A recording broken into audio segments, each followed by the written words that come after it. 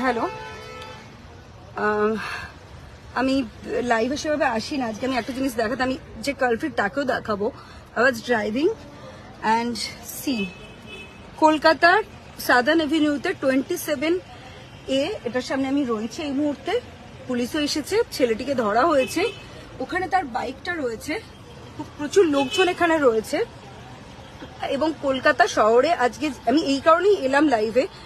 আমরা এত কিছু প্রোটেস্ট করছি, এত কিছু চলছে, তার মধ্যেও একটি মেয়ের মিনিমাম নিরাপত্তা বোধহয় আজকের ডেটে আমাদের এখানে নেই। এবং আমি সেই কারণেই এলাম। বাইকটা আমার গাড়িতে যাদের ওর টাচ হয়েছে হওয়াতে ও এসে আমাকে, আই ওয়াজ ড্রাইভিং, আমাকে এসে নক করে। আমি একটু কাঁচ নামাই এবং আমাকে বলে দরজা খুলতে সাদার্ন এভিনিউতে। ওকে, আমি বলি যে দরজা আমি খুলবো না। আমি অবভিয়াসলি আমার একটা মহিলা হিসেবে আমার একটা সিকিউরিটির ব্যাপার আছে, আমাকে he can molest me.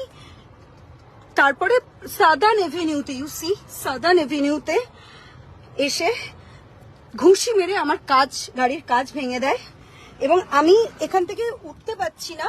Police এসেছে, পুলিশরা আমাকে এখান থেকে রেস্কিউ করবে, বিকজ আমার পুরো সব জায়গায় কাঁচের কাঁচ হয়ে রয়েছে। আমি এখান থেকে বেরোতে আমার কলকাতা শহরে এটা মেয়েদের সিকিউরিটি।